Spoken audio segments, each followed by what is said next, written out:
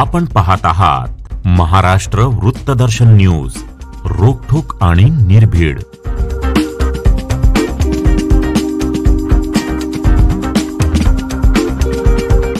नमस्कार, मी चिंतामणी सहस्रबुद्धे। महाराष्ट्र वृत्तदर्शन आणि युवाग्राम न्यूज या चॅनलच्या करेक्ट कार्यक्रम ह्या विशेष कार्यक्रमात आपलं सहर्ष स्वागत। आपल्याला माहित आहे की महाराष्ट्रात विधानसभेच्या निवडणुका जोमात चालू आहेत। सांगली जिल्ह्यातही आता चांगला धुरळा उडायला लागलेला आहे आणि या सांगली जिल्ह्यामध्ये या निवडणुकीमध्ये कोण कोणाचा करेक्ट कार्यक्रम करणार याची अंदरकी बात जी आहे ती आमच्या ह्याच करेक्ट कार्यक्रम या कार्यक्रमातून आपण अवश्य पहा। आपण आज बोलणार आहे ते राष्ट्रवादी म्हणजे पवार गटाच्या राष्ट्रवादीचे प्रदेशाध्यक्ष जयंतराव पाटील आणि अजितदादा पवार यांच्यात जो आता राजकीय संघर्ष सुरू आहे आणि त्याचं लोण आता सांगली जिल्ह्यात आलेलं आहे त्याबद्दल आपण बोलणार आहे। आपल्याला माहित आहे की राष्ट्रवादी काँग्रेस जेव्हा अखंड होती तेव्हा जयंतराव पाटील आणि अजितदादा पवार यांच्यात सातत्याने संघर्ष चाललेला होता। अजितदादा पवार हे उपमुख्यमंत्री झाले, अजितदादा पवार हे विरोधी पक्ष नेते झाले आणि ही दोन्ही पदं जयंतरावांच्या दृष्टीने हुकली। त्यामुळे साहजिकच दोघांच्यामध्ये जोरदार संघर्ष सुरू होता आणि अजितदादा बाहेर पडल्यानंतर जयंतराव आता त्या पक्षामध्ये एकमेव अनुभवी नेते असे ओळखले जातात। परंतु हा जो संघर्ष आहे त्यांच्यातला जो पूर्वीच्या अखंड राष्ट्रवादीमध्ये होता तो आता राष्ट्रवादी दुभंगल्यानंतर सांगली जिल्ह्यात पण येऊन पोहोचलेला आहे आणि सांगली जिल्ह्यामध्ये जयंतरावांना शह द्यायकरता म्हणून अजितदादा पवार यांनी जोरदार पावलं उचललेली आहेत। त्यांनी सगळ्यात पहिलं मोठं पाऊल उचललं असेल तर ते माजी महापौर इद्रिस नायकवडी यांना त्यांनी आमदारपद बहाल करून टाकलं आणि सगळ्यांना आश्चर्याचा धक्का दिला। इद्रिस नायकवडी यांना खरं म्हणजे काही वर्षांपूर्वी जयंतराव पाटील यांनीच सांगली मिरज कुपवाड महापालिकेचं महापौर केलेलं होतं, परंतु नंतर त्यांनी जयंतरावांनी आदेश दिल्यानंतर सुद्धा महापौर पद सोडायला नकार दिला आणि तिथून जयंतराव आणि इद्रिस नायकवडी यांच्यामध्ये जोरदार संघर्ष झालेला होता। त्याच इद्रिस नायकवडींना बरोबर पुन्हा अजितदादांनी आमदार केलेला आहे आणि जणू काही एक प्रकारे जयंत पाटलांना त्यांनी आव्हानच दिलेलं आहे।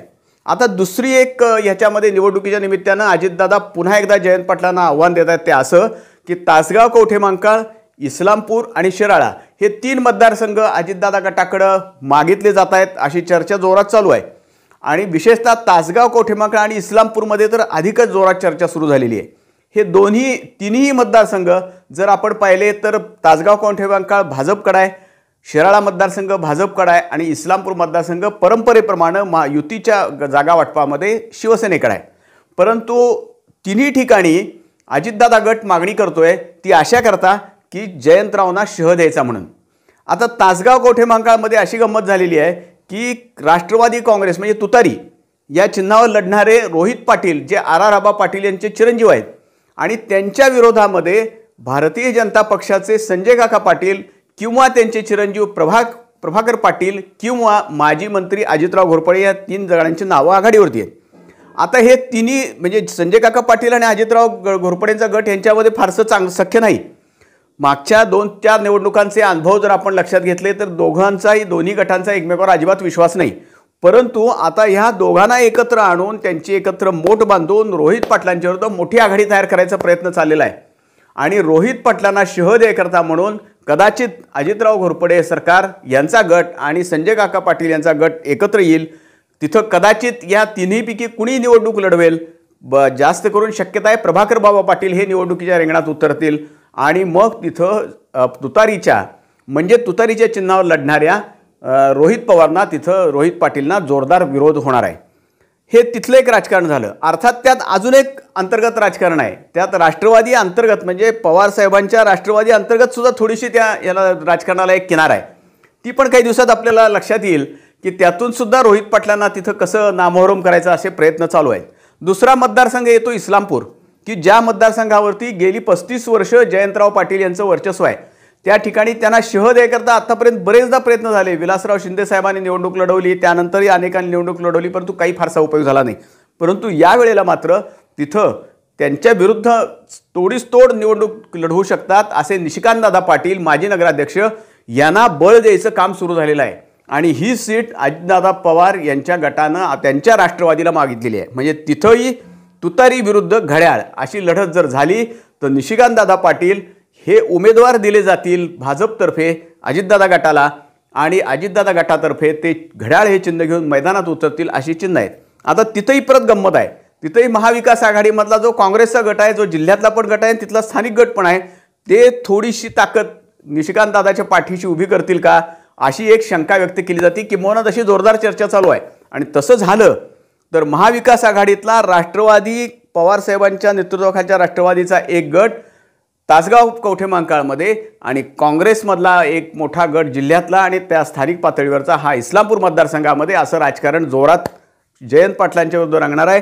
आणि ही स्पर्धा जी आहे शिराळ्यातही तसंच चालू आहे. शिराळ्यातली सुद्धा जागा अजितदादा पवार गट मागतोय, कारण तिथेही तुतारी विरुद्ध घड्याळ अशीच लढत लावूया असं ते म्हणतात. तसं झालं तर खरी लढत होणार आहे. याचं कारण असं आहे की जो मतदार भारतीय जनता पक्षाकडे किंवा शिंदे साहेबांच्या शिवसेनेकडे जाणार नाही, तो अजितदादा पवारांच्या गटाकडे जाईल, त्यांच्या राष्ट्रवादीकडे जाईल असा एक अंदाज आहे. त्यामुळं अजितदादांची उमेदवारी, अजितदादांचं घड्याळ बांधायची या सगळ्यांनी तयारी केलेली आहे 3 मतदारसंघात तरी. आता शिराळा मतदारसंघात नेमकी कुणी तयारी केली आपल्याला काय अजून कळलेलं नाही, कारण ते दोन्ही उमेदवार जे सम्राट महाडिक आहेत आणि सत्यजित देशमुख आहेत हे भाजपचीच उमेदवारी मागतायत. तिथेही जर अजितदादांच्या गटाला उमेदवारी सुटली राष्ट्रवादीला, तर मात्र त्यापैकी कुणाला तरी एक घड्याळ चिन्ह बांधायची वेळ येणार आहे, हातामध्ये घ्यायची वेळ येणार आहे आणि तिथेही लढत मोठी जोरदार होणार आहे. आता ह्यातली काय खरी गोम आहे तर सांगली जिल्ह्यामध्ये पालकमंत्रीपद हे ज्या पक्षाचे जास्त आमदार असतील, महाविकास आघाडीतल्या ज्या पक्षाचे जास्त आमदार असतील त्यांच्याकडे जाणारे उघड आहे. जयंतराव पाटील मागच्या टर्ममध्ये म्हणजे 2.5 वर्षाच्या टर्ममध्ये त्यावेळेला पालकमंत्री होते. तर आत्ता असं आहे की विश्वजित कदम, विशाल पाटील आणि जयंतराव पाटील यांच्या जोरात स्पर्धा चालू आहे की जास्तीत जास्त आमदार काँग्रेसचे निवडून आणायचे असा प्रयत्न विश्वजित कदम आणि विशालदादा करतायत, तर जास्तीत जास्त आमदार राष्ट्रवादीचे निवडून आणायचे असा प्रयत्न जयंतराव पाटील करतायत. त्यामुळे साहजिकच पालकमंत्रीपद होणार आहे. त्याचबरोबर हे जयंतराव पाटलांचं नाव तर मुख्यमंत्रीपदासाठी पुढे आलेलं आहे आता जोरात, कारण स्वतःच पवारसाहेबांनी इस्लामपूरच्या कार्यक्रमात जयंतराव पाटील हे पुढची जबाबदारी सांभाळतील, महाराष्ट्र सांभाळतील असं जाहीर केल्यामुळं आता त्यांचं नाव मुख्यमंत्री, भावी मुख्यमंत्री म्हणून अधोरेखित झालेलं आहे. त्यामुळं साहजिकच सगळीकडेच जोरदार राजकारण सुरू झालेलं आहे. शहकाळशहाचं राजकारण सुरू झालं आहे. आपल्याला माहीत आहे कुणाचंही नाव जेव्हा एकदा मुख्यमंत्री पदाच्या रेसमध्ये येतं तेव्हा त्याचे सगळे जे सन्मित्र, हितचिंतक सगळेच एकवटतात आणि कामाला लागतात. तसे ते सगळीकडे कामाला लागलेले आहेत. तासगाव कवठे महांकाळमध्ये सुद्धा असेच कामाला लागतील असं दिसतंय. इस्लामपूर आणि शिराळा मतदारसंघात सुद्धा कामाला लागतील असं दिसतंय. एकूण सगळं राजकारण हे जोरदारपणे सुरू झालेलं आहे. अजितदादा पवार आणि जयंतराव पाटील यांच्यातला संघर्ष सांगली जिल्ह्यात तरी आता पुन्हा नवा जोम धरतोय असं आपल्याला दिसतंय.